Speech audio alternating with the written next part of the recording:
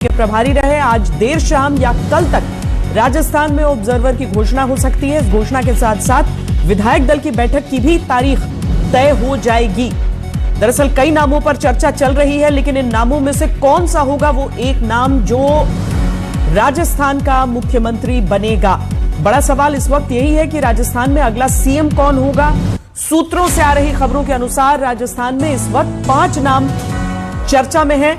हमारे संवाददाता शरद कुमार के अनुसार केंद्रीय मंत्री अश्विनी वैष्णव का नाम काफी मजबूती से आगे आया है। अश्विनी वैष्णव पीएम मोदी के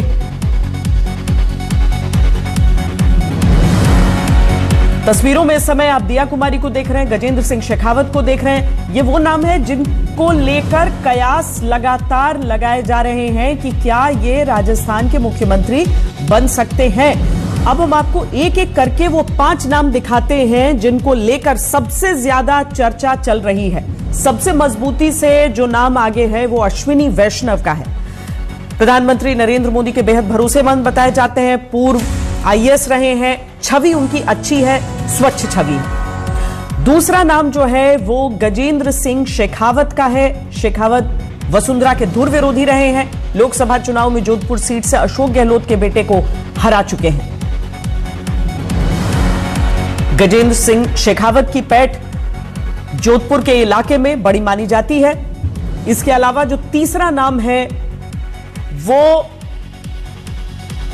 बाबा बालकनाथ का है। राजस्थान में हिंदुत्व के पोस्टर बॉय हैं। कमोवेश योगी आदित्यनाथ की तरह की छवि बताई जाती है बाबा बालकनाथ योगी की, और उनकी जो लोकप्रियता है वो बहुत अधिक सभी जो लोग हैं उनके भीतर, उनके बीच मानी जाती है।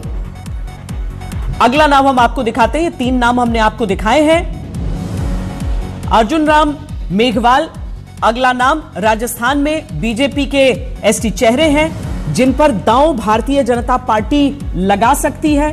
केंद्र में मंत्री भी हैं, कई और जो दावेदार हैं इस पद के उनकी तरह। 4 नाम हमने आपको दिखाए हैं जिन्हें राजस्थान में इस समय चर्चा चल रही है कि इन्हें मुख्यमंत्री का पद दिया जा सकता है, और स्वाभाविक तौर पर वसुंधरा राजे सिंधिया के दावे को भी खारिज नहीं किया जा सकता पार्टी पर उनकी मजबूत पकड़ को देखते हुए। हालांकि पार्टी नेतृत्व की पसंद में वो काफी नीचे बताई जा रही है।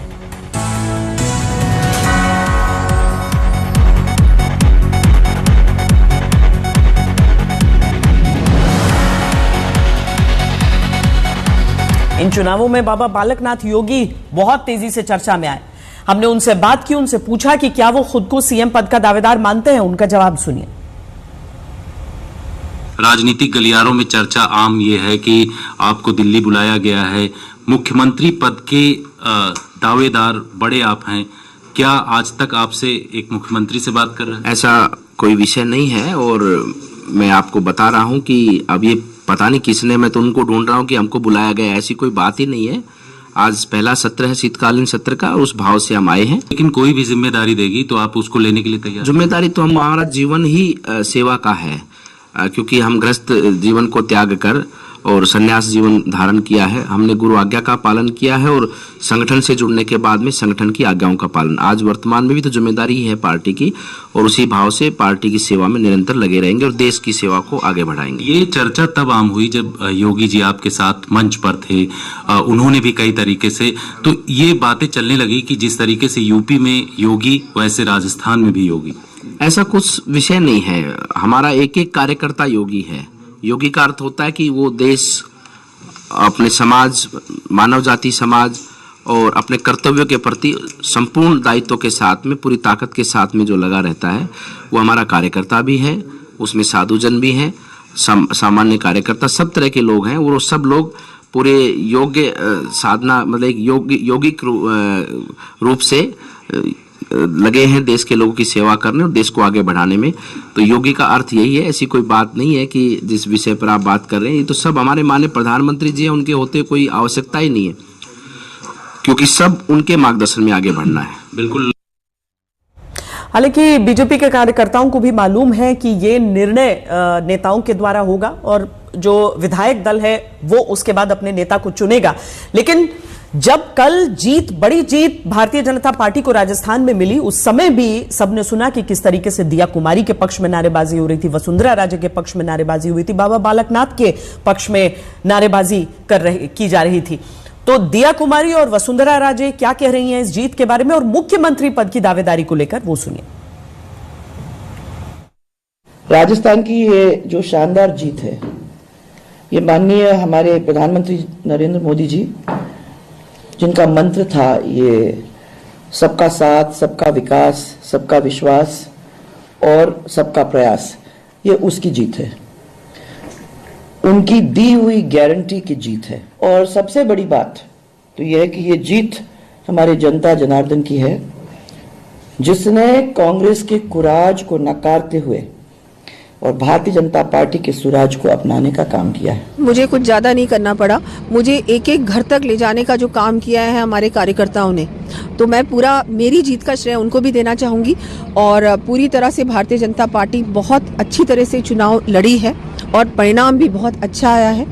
और जैसा कि हमने देखा कि गहलोत सरकार पे पूरी तरह से जनता का विश्वास पूरी तरह से उठ गया है। जो भी पार्टी जिम्मेदारी देगी वो मैं निभाऊंगी। और मैं तो ये कहूंगी कि भारतीय जनता पार्टी की हम लोग अब सरकार में आएंगे और पूरी तरह से एक अच्छी जो गवर्नेंस होनी चाहिए, डेवलपमेंट होना चाहिए। सीधे जयपुर चलते हैं, शरद कुमार हमारे साथ इस समय जुड़ रहे हैं। शरद, ये आज की बात नहीं है, भारतीय जनता पार्टी कि किसी भी राज्य में जब विजय होती है, चर्चा जिन 10 नामों को लेकर मान लीजिए हो रही है, तो 11वां नाम अचानक सबको चौंकाते हुए मुख्यमंत्री बन जाता है। तो क्या हम इस बार भी ये समझें कि कोई एक चौंकाने वाले नाम की भी जगह रखें, या हम यही टॉप 5 समझें?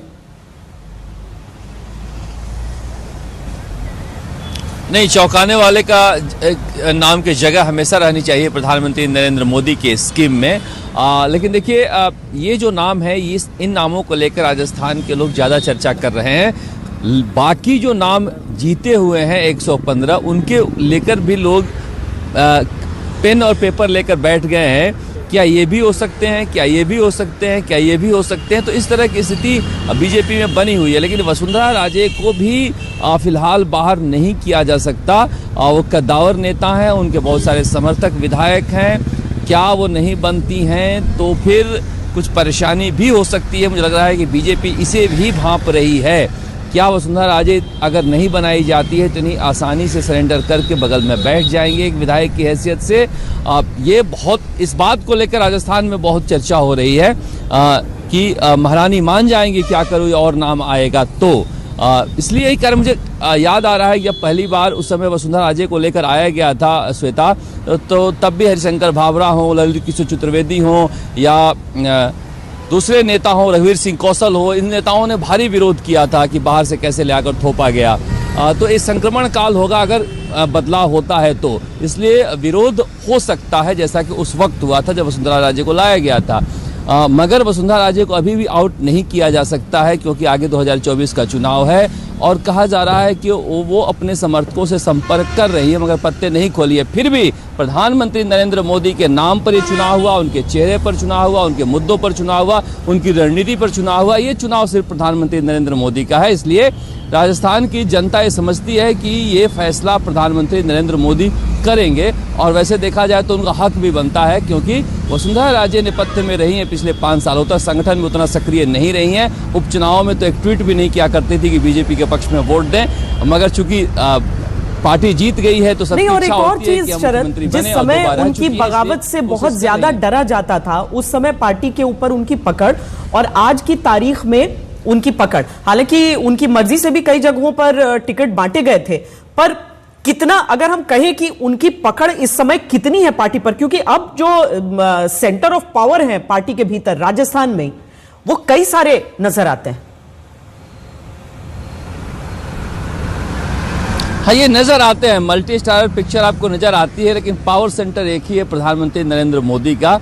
ये इतनी हैसियत इन्हें नहीं दी गई है कि जो दम दिखा सके। वसुंधरा राजे एक हैसियत में है कि दम दिखा सकें, और मुझे लग रहा है कि इस बात को समझती हैं कि प्रधानमंत्री नरेंद्र मोदी का ज़माना, इसीलिए वो संघ के जो मुखिया हैं यहाँ पर भारतीय भवन भी गई उनसे मिलने के लिए, निम्मा राम जी से, और भारतीय भवन में बहुत देर तक अपना वक्त गुजार के आई हैं। जो संघ में उनके विरोधी माने जाते हैं, बहुत दिनों तक प्रकाश जी संगठन महामंत्री रहे हैं, उनसे चुनाव से पहले मिलकर आई थी, तो वो परिस्थितियों को अनुकूल करने की कोशिश कर रही हैं और लगातार उनकी कोशिश है कि किसी भी तरह से वापस तीसरी बार मुख्यमंत्री का पद पाया जाए। ये समझाने की कोशिश हो रही है कि अगर हम रहते तो ज़्यादा सीटें आती, मगर फिर भी हम कह रहे हैं कि हो सकता है कि अनिता भदेल जैसे लोग जो 4 बार विधायक का चुनाव जीते हैं, दलित चेहरा है, अजमेर में जहां दरगाह है उस इलाके से जीत कर आती हैं, तो वैसे चेहरे भी कुछ कमाल कर सकते हैं, जैसा कि प्रधानमंत्री नरेंद्र मोदी अपनी पोटली से निकाल कर लेकर आते हैं। बाकी देखिए नाम बालकनाथ का सबसे ऊपर है, कई राज्यों में इस तरह का हो चुका है, उत्तराखंड हो, हरियाणा हो, हर जगह अचानक सबको छकाते हुए चौंकाते हुए कोई नया नाम निकल कर आ जाता है जो मुख्यमंत्री बन जाता है। तो अभी इंतजार करना होगा, लेकिन ये वो नाम है जिनको लेकर चर्चा कम से कम बीजेपी कार्यकर्ताओं के बीच हो रही है राजस्थान में। अब मध्य प्रदेश का रुख करते हैं, वहां भी सीएम चुनना बड़ी चुनौती हो सकता है। शिवराज सिंह के साथ कई दावेदार हैं। शिवराज मुख्यमंत्री जरूर रहे और मुख्यमंत्री के चेहरे के साथ चुनाव हुआ है, लेकिन कोई घोषित नाम बीजेपी की तरफ से नहीं रहा। कई दिग्गज चुनाव लड़े और जीते, इनमें नरेंद्र सिंह तोमर हैं, कैलाश विजयवर्गीय हैं, राकेश सिंह और प्रहलाद पटेल भी जीते हैं। शिवराज सिंह चौहान का दावा भी स्वाभाविक रूप से बनता है और सबसे अधिक बनता है। अब दिल्ली से केंद्रीय पर्यवेक्षक भोपाल जाएंगे, विधायकों की राय जानेंगे। एमपी में बीजेपी की जीत के पीछे लाडली बहना जैसी योजनाओं का बड़ा रोल माना जा रहा है। हालांकि इस बार बीजेपी ने किसी को सीएम प्रोजेक्ट नहीं किया था।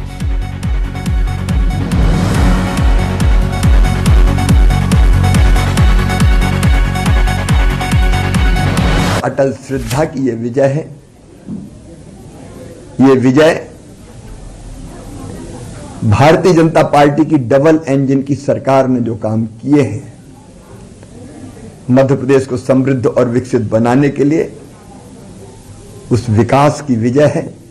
प्रधानमंत्री जी के नेतृत्व में छत्तीसगढ़ हो, राजस्थान हो, मध्य प्रदेश हो, तीनों राज्यों में प्रचंड बहुमत से भाजपा की सरकार आई है। प्रधानमंत्री जी का नेतृत्व देश की 140 करोड़ जनता के लिए गौरव का विषय है। ये मोदी नाम का मैजिक है, कार्य प्रणाली का जो परिवर्तन है और जो कार्य प्रणाली के 4 स्तंभ थे, गरीब कल्याण का संकल्प, महिला सशक्तिकरण और युवाओं के भविष्य की चिंता की उनका जीवन हमसे बेहतर हो और किसान का सम्मान भी रहे और उसकी परिश्रम की कीमत भी उसको मिले। तो मुझे लगता है कि ये जो परिणाम है, इस बात के लिए मैं अब मध्य प्रदेश की जनता का आभारी हूँ, उनका अभिनंदन करता हूँ। ये मोदी नाम का मैजिक है और हम लोकसभा और राज्यसभा में मेज सभा कर उनका अभिनंदन करेंगे। इस जीत का जश्न देश की कार्यकर्ता तो मना ही रहे हैं, जनता भी मना रही है, क्योंकि ये सीधा जनता का कनेक्ट है। क्योंकि गरीब कल्याण जनता के लिए, महिला सशक्तिकरण जनता के लिए, युवाओं का भविष्य की चिंता